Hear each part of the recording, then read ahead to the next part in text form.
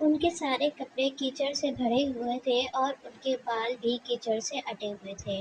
وہ نشہ کر کے کسی نالی میں گر گئے تھے اور پھر زیادہ مدہوش ہونے کی وجہ سے وہیں مر گئے تھے۔ گھر میں ایک دم کوہرام مچ گیا تھا۔ میری دادی، پھپھو، چچا اور امی سب دہاڑے مار مار کر رو رہے تھے، مگر میری سمجھ میں نہیں آ رہا تھا کہ کیا ہوا ہے، مرنا کیا ہوتا ہے، مرنے اور سونے میں کیا فرق ہوتا ہے۔ ابو سے بہت اجنبیت تھی، وہ عام طور پر نشے میں ہی ہوتے تھے۔ جب مدہوش ہوتے تھے تو گھر کے کسی کونے میں پڑے ہوتے تھے، اور جب پرسکون حالت میں ہوتے تھے تو یا امی سے جھگڑتے تھے یا گھر کے کسی اور فرد سے۔ انہیں میرا خیال ہی نہیں آتا تھا۔ ان کا پیار بس یہ ہوتا تھا کہ کبھی کھانا کھاتے ہوئے یا کچھ اور کھاتے ہوئے وہ مجھے کچھ نہ کچھ دے دیتے تھے، اور میں اس پر ہی بہت خوش ہو جاتی تھی۔ پر جب وہ نشہ کرتے یا لڑتے تھے اور لیٹے ہوئے ہوتے تھے تو مجھے ان سے بہت ڈر لگتا تھا۔ ان کی موت پر بس مجھے یہ پتا تھا کہ وہ نالی میں گر کر مرے ہیں، اور نالی گندی جگہ ہوتی ہے۔ پھر وہ کیچڑ میں لتھڑے ہوئے بھی تھے، اور کیچڑ کوئی اتنی اچھی جگہ نہیں ہوتی، اور سب لوگ بھی بار بار یہی کہہ رہے تھے کہ خدا ایسی موت سے بچائے۔ میں اندر ایک کمرے میں جا کر بیڈ کے نیچے چھپ گئی تھی۔ مجھے ڈر تھا کہ ننیال سے سب لوگ آئیں گے تو وہ ابو کو دیکھ کر کیا کہیں گے کہ وہ کتنے گندے ہیں۔ میری کزنز میرا مذاق اڑائیں گی، میں ان کا سامنا نہیں کرنا چاہتی تھی۔ پھر پتہ نہیں کتنی دیر میں بیڈ کے نیچے رہی۔ میں وہیں سو گئی تھی۔ جب میں جاگی اور باہر نکلی تو شام ہو رہی تھی۔ ابو کو دفنایا جا چکا تھا۔ میں باہر آئی تو وہاں زیادہ لوگ نہیں تھے اور ابو بھی نہیں تھے۔ میرے ننیال والے امی کے پاس بیٹھے ہوئے تھے۔ میں خوش تھی کہ ابو وہاں نہیں ہیں، اور انہوں نے ابو کو اس حالت میں نہیں دیکھا، مگر پتہ نہیں انہیں پھر بھی ان کے نالی میں گرنے کا کیسے پتہ چل گیا تھا۔ ایک ماہ بعد امی مجھے لے کر ننیال آ گئی تھی ہمیشہ کے لیے۔ میں پہلے سے بھی زیادہ ڈرنے لگی تھی ان سب سے۔ کئی دنوں تک سب ابو کا ذکر کرتے رہے، ان کے جھگڑوں کا، ان کی بری عادات کا، ان کی موت کا اور نالی کا۔ نانی امی میرے امی سے کہا کرتی تھیں کہ شکر کرو اللہ نے جان چھڑا دی، ایسے شوہر کا نہ ہونے سے بہتر ہے، تمہیں فکر کرنے کی ضرورت نہیں ہے۔ میرا دل چاہتا تھا کہ میں نظر اٹھا کر بھی کسی کو نہ دیکھوں۔ مجھے سب سے بہت شرم محسوس ہوتی تھی۔ ننیال آنے کے بعد امی نے میرا اسکول بدل دیا تھا۔ اب میں بھی اپنی کزنس کے ساتھ بہت بڑے اسکول میں جاتی تھی۔ میرا پہلا 4 کمرے کا اسکول اس اسکول کے ایک بلاک کے برابر بھی نہیں تھا۔ سب کچھ بہت ڈراؤنا لگتا تھا مجھے۔ یہاں کوئی بھی میرا دوست نہیں تھا۔ پھر کچھ ماہ بعد ایک دن امی مجھے افی خالہ کے گھر لے کر گئی تھیں۔ اسود کا گھر تو نانی کے گھر سے بھی بڑا تھا۔ افی خالہ نے مجھے دیکھ کر پھر اٹھا لیا تھا، مجھے اندر لے گئی تھیں۔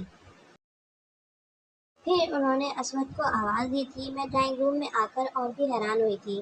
وہاں ایسی ایسی چیزیں تھیں جو میں نے کبھی نہیں دیکھی تھی۔ افی خالہ نے مجھے صوفے پر بٹھا دیا، تب ہی اسود اندر آیا تھا۔ دیکھو اسود، مہرین آئی ہے، تم اسے اپنے کمرے میں لے جاؤ، کھیلو اس کے ساتھ اور فریج سے چاکلیٹ نکال کر دو اسے، انہوں نے اسود سے کہا تھا۔ میں جانا نہیں چاہتی تھی، مگر اسود مجھے زبردستی لے گیا تھا۔ اس کا کمرہ دیکھ کر میں دنگ رہ گئی تھی۔ وہاں اتنے کھلونے تھے کہ وہ کمرہ ایک ٹوائے شاپ لگتا تھا۔ اس کے کمرے میں ٹی وی اور وی سی آر بھی تھا۔ وہ اس وقت ایک ویڈیو گیم کھیل رہا تھا۔ وہ مجھے بھی ٹی وی کے پاس لے گیا۔ میں ٹی وی اسکرین پر بھاگتے دوڑتے ٹرٹلز کو دیکھ کر بہت حیران تھی۔ تمہیں گیم کھیلنی آتی ہے؟ اس نے کنٹرولر ہاتھ میں لیتے ہوئے پوچھا تھا۔ نہیں، میں نے جھجکتے ہوئے کہا۔ وہ کچھ دیر خاموشی سے کھیلتا رہا۔ میں کنٹرولر پر حرکت کرتی اس کی انگلیوں کو دیکھتی رہی۔ پھر اچانک اس نے کنٹرولر میرے ہاتھ میں تھما دیا۔ تم کھیلو ذرا، یہ اتنا بھی مشکل نہیں ہے۔ میں گھبرا گئی تھی۔ نہیں، مجھے کھیلنا نہیں آتا۔ میں خوفزدہ تھی کہ کسی بٹن کو پریس کرنے سے کہیں گیم خراب نہ ہو جائے۔ بہت آسان ہے، یہ ایسے کھیلتے ہیں۔ اس نے کنٹرول پر ہاتھ چلا کر مجھے دکھایا تھا۔ لو اب تم کرو۔ میں نے جھجکتے ہوئے بٹن دبایا تھا۔ اس نے میرا ہاتھ پکڑ کر گیم کھیلنا شروع کر دیا، بالکل ویسے ہی جیسے کوئی بچے کا ہاتھ پکڑ کر اسے لکھنا سکھاتا ہے۔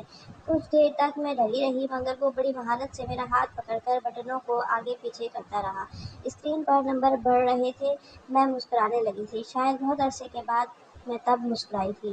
وہ گیم کھیلتے ہوئے چیخیں مارتا، اسکور کرنے پر منہ سے آوازیں نکالتا، نعرے لگاتا، چانس لوز کرنے پر خود کو ڈانٹتا، مجھے گیم سکھا رہا تھا۔ ایک گیم کھیلنے کے بعد اس نے مجھے کنٹرولر دے دیا تھا۔ اب تم خود کھیلو، اس نے مجھے کہا تھا۔ میں نے انکار کیے بغیر کنٹرولر تھام لیا۔ اس نے گیم سٹارٹ کر دی۔ پھر مجھے ہدایت دینے لگا کہ میں اس کی ہدایت کے مطابق لرزے ہاتھوں سے بٹن دباتی رہی۔ وہ میرے اور اپنے لیے ٹرے میں کچھ کھانے پینے کی چیزیں لے کر آیا تھا۔ پہلی دفعہ مجھے کسی کے گھر کچھ کھاتے ہوئے جھجک محسوس نہیں ہو رہی تھی۔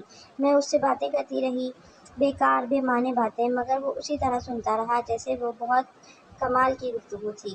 پھر وہ مجھے اپنے کھلونے دکھاتا رہا۔ اس رات وہاں سے واپسی پر میں بہت خوش تھی۔ میں نے امی سے کہا تھا، امی پھر کب جائیں گے؟ اور پھر ان کے گھر جانے کا انتظار کرتی رہتی۔ ہم دونوں کھیلتے تھے، باتیں کرتے تھے۔ وہ میرے کہے بغیر کوئی بھی کھلونا اٹھا کر مجھے دے دیتا تھا، یا کہتا، اچھا تم یہ کھیلنے کے لیے لے جاؤ، جب میں آؤں گا تو واپس لے جاؤں گا۔ مگر وہ جب بھی آتا تو کبھی بھی اپنا کھلونا واپس لے کر نہیں جاتا، بلکہ کہتا کہ میں نے اور لے لیا ہے، اب وہ تم لے لو۔ رفتہ رفتہ میری الماری کھلونوں سے بھر گئی تھی۔ وہ جب بھی ننیال آتا تو سب سے زیادہ میرے ساتھ کھیلتا، اور اگر کبھی کوئی مجھے اپنے ساتھ کھلانے سے انکار کرتا تو وہ خود بھی کھیلنے سے انکار کر دیتا تھا۔ میں اسے اپنی کاپیوں پر ٹیچرز کے دیے ہوئے اسٹارز دکھاتی تو وہ خود بھی اپنی جیب میں رکھے ہوئے پین سے ان پر اسٹارز بنایا کرتا تھا۔ ٹیچرز کے ریمارکس سے نیچے وہی ریمارکس لکھ دیتا تھا۔ میں ہمیشہ اپنی چیزیں اسے دکھانے کے لیے اس کا انتظار کرتی رہتی، اپنے بیگ میں کچھ نہ کچھ سویٹس جمع کرتی رہتی کہ جب وہ آئے گا تو مل کر کھائیں گے۔ پھر ہم دونوں مل کر وہ سویٹس اور دوسری چیزیں کھاتے۔ مجھے بہت فخر محسوس ہوتا تھا کہ میں نے بھی اسے کچھ کھلایا ہے۔ وقت گزرنے کے ساتھ ساتھ ہم دونوں کی دوستی بہت مضبوط ہوتی گئی تھی۔ وہ بہت صاف، وہ بہت سچا تھا، اسے جھوٹ اور منافقت سے سب نفرت تھی۔ مجھے باقی چیزوں کے ساتھ یہ بات بھی پسند تھی، میں اپنے جذبات اور احساسات کے بارے میں اس سے کبھی بات نہیں کرتی تھی۔ میں کبھی اسے اپنے کمپلیکسز کے بارے میں نہیں بتاتی تھی، کیونکہ میں شرمندہ ہونا نہیں چاہتی تھی۔ مجھے لگتا تھا وہ مجھے بہت بہادر، بہت مضبوط دیکھنا چاہتا ہے، اور میں یہی ظاہر کرنا چاہتی تھی کہ میں ایسی ہی ہوں۔ اب ہماری ملاقاتیں پہلے کی طرح زیادہ تو نہیں ہوتی تھیں، مگر پھر بھی ہفتے میں ہم ایک بار تو مل ہی لیتے تھے۔ کبھی وہ یہاں آتا تھا، کبھی میں ان کے گھر چلی جاتی تھی، اور کبھی وہ فون کر لیا کرتا تھا۔ اب ہم کھلونوں سے نہیں کھیلتے تھے، اب ہم دوسری چیزوں کے بارے میں باتیں کرتے تھے۔ وہ اپنے پلان بتاتا رہتا تھا، مجھے اس سال یہ کرنا ہے، مجھے اس سال یہ کرنا ہے، یہ اور اس سال یہ۔ اس کے پاس اپنے اگلے 20 سالوں کی پلاننگ موجود تھی۔ وہ اتنا ذہین تھا کہ مجھے اس پر رشک آتا تھا، ہر بات کا اسے پتہ ہوتا تھا، ہر مسئلے کا حل اس کے پاس ہوتا تھا۔ میرا دل چاہتا تھا کہ میں ہر وقت اس کی باتیں سنتی رہوں۔ اس نے کبھی مجھے میری کم مائگی کا احساس نہیں دلایا، کبھی یہ نہیں جتایا کہ میری شکل و صورت کتنی عام ہے، یا یہ کہ مجھ میں کوئی بھی خاص بات نہیں ہے۔ وہ معمولی بات پر بھی میری تعریف کرتا تھا، ایسے کام کی بھی جس پر شاید کوئی بات کرنا بھی گوارا نہ کرتا۔ میرا دل چاہتا تھا میں اسے بتاؤں کہ میں اسکول میں کن کن چیزوں میں حصہ لیتی رہی ہوں، کون کون سے کام کرتی رہتی ہوں، مگر میں اسے کبھی یہ بتانے کی ہمت نہیں کر پائی۔ وہ غیر نصابی سرگرمیوں میں زیادہ دلچسپی نہیں لیتا تھا، اور مجھے لگتا تھا کہ شاید ان چیزوں میں میری اچیومنٹس کو وہ زیادہ اہمیت دے گا۔ میں نے کبھی اسے نہیں بتایا کہ میں شاعری کرتی ہوں، یا تقریریں کرتی ہوں، یا کمپیئرنگ کرتی ہوں۔ مجھے لگتا تھا وہ ہنس پڑے گا، کبھی یقین نہیں کرے گا کہ میں بولنے والا کوئی کام بھی کر سکتی ہوں، کیونکہ وہ کہتا تھا تم بہت کم بولتی ہو، حالانکہ زیادہ بولنا چاہیے، کم از کم اتنا تو بولنا چاہیے کہ مقابل آپ کو جاہل نہ سمجھے۔ مگر پھر بھی ہم دونوں میں بہت اچھی دوستی تھی۔ میرے علاوہ خاندان میں کسی کے ساتھ اس کی اتنی اچھی نہیں بنتی تھی۔ وہ جھگڑالو نہیں تھا، مگر بڑا ہو کر کافی ریزرو ہو گیا تھا۔ مجھے بہت اچھا لگتا تھا کہ کوئی تو ہے جو خاندان میں صرف مجھے اہمیت دیتا ہے، کسی اور کو نہیں، حتیٰ کہ مشل کو بھی نہیں۔ وہ ہر سال میری برتھ ڈے پر مجھے کارڈ اور تحفہ ضرور بھیجتا تھا، اور یہ واحد کارڈ اور گفٹ ہوتا تھا جو مجھے ملتا تھا۔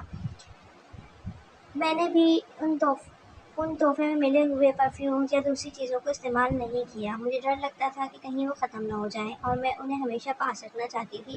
اور اب وہ باہر چلا گیا تھا۔ ابھی تھوڑی دیر پہلے وہ سب سے ملنے آیا تھا، مجھ سے بھی ملا تھا۔ میرا دل چاہا تھا میں رونے لگوں، پتہ نہیں اب میں اسے کب دیکھوں گی، پتہ نہیں اب یہ دوستی رہے گی بھی یا نہیں۔ اس نے مجھے کہا تھا کہ میں اسے خط لکھا کروں، اور وہ بھی، لیکن خط لکھنے سے کیا ہوگا، میں اسے دیکھ تو نہیں سکوں گی نا، اور نہ ہی اس سے بات کر سکوں گی۔ مجھے اپنا آپ بہت تنہا لگ رہا تھا، مجھے بہت رونا آ رہا تھا۔ آج اسکول میں میرا آخری دن تھا، اب میں پہلے کی طرح دوبارہ کبھی وہاں نہیں جا پاؤں گی۔ میں 8 کے بعد اسکول میں آئی تھی، وہ بھی صرف اس لیے کیونکہ میں مشل وغیرہ کی گاڑی میں ان کے ساتھ اسکول جانا نہیں چاہتی تھی۔ پھر مشل بھی میری کلاس میں تھی۔ میں ہمیشہ اس خوف میں رہتی تھی کہ وہ میرے بارے میں کسی کو کچھ بتا نہ دے۔ میں کچھ بھی نہیں کر پائی تھی، ٹیچر بھی مجھ پر اتنی توجہ نہیں دیتے تھے جتنی وہ مشل پر دیتے تھے، کیونکہ وہ بہت خوبصورت تھی، اتنی خوبصورت کہ مجھے لگتا اللہ نے دنیا میں اور کسی کو اتنا خوبصورت نہیں بنایا۔ پھر اس کے پاس جو چیز بھی ہوتی تھی وہ کلاس میں کسی اور کے پاس نہیں ہوتی تھی۔ ماموں اور ممانی اس کے لیے بہت خوبصورت چیزیں لایا کرتے تھے۔ وہ پوری کلاس کو اپنی چیزیں دکھاتی رہتی تھی، اور میں ڈرتی تھی کہ کہیں کوئی کلاس فیلو مجھ سے نہ پوچھ لے کہ وہ میری کزن ہے، پھر میرے پاس ویسی چیزیں کیوں نہیں ہیں۔ پھر اگر مجھے چھٹی کے بعد گیٹ پر آنے میں ذرا بھی دیر ہو جاتی تو وہ سب مجھے بری طرح جھڑکتے تھے۔ ڈرائیور بھی گھر آ کر ڈانٹ الگ پڑتی تھی، کبھی نانی سے کبھی مومانی سے۔ مشل کی بات پر سب ایک لمحے کا انتظار کیے بغیر یقین کر لیتے تھے۔ حالانکہ وہ بہت جھوٹ بولتی تھی، مگر وہ اتنی خوبصورت، اتنی معصوم ہے کہ ہر شخص فوراً اس پر یقین کر لیتا ہے۔ اور میں اگر چیخ چیخ کر بھی سچ کہوں تو کسی کو یقین نہیں آتا۔ میری ٹیچرز کو بھی نہیں آیا تھا جب ایک دن کلاس کے دروازے کے پاس رکھا ہوا گملہ مشل سے ٹوٹ گیا تھا۔ ہم لوگ اس روز سب سے پہلے آئے تھے۔ مشل مجھ سے آگے چل رہی تھی۔ کلاس میں داخل ہوتے ہوئے اچانک اس کے بازو سے بیگ سیدھا گملے پر گرا تھا اور گملہ زمین پر گر گیا تھا۔ اس نے فوراً بیٹھ کر اسے سیدھا کرنے کی کوشش کی، مگر وہ ایک کنارے سے ٹوٹ چکا تھا۔ مشل نے میری طرف دیکھا، میں خاموشی سے اندر چلی گئی۔ وہ بھی اندر آ گئی۔ ٹیچر بیل بجنے پر اندر آئی تھی اور انہوں نے آتے ہی گملے کے بارے میں پوچھا تھا۔ کلاس میں خاموشی رہی تھی، کوئی بھی نہیں جانتا تھا کہ گملہ کس نے توڑا ہے سوائے میرے اور مشل کے۔ ٹیچر نے دوبارہ کہا تھا، میں آپ سے پوچھ رہی ہوں کہ یہ گملہ کس نے توڑا ہے؟ ایک دم میں نے سچ بولنے کا فیصلہ کر لیا۔ ٹیچر، یہ مشل کا بیگ گرنے کی وجہ سے ٹوٹا ہے۔ مشل نے میرے جملے پر مڑ کر دیکھا تھا۔ تم جھوٹ بول رہی ہو، یہ گملہ میں نے نہیں توڑا، اگر مجھ سے ٹوٹتا تو میں بتا دیتی۔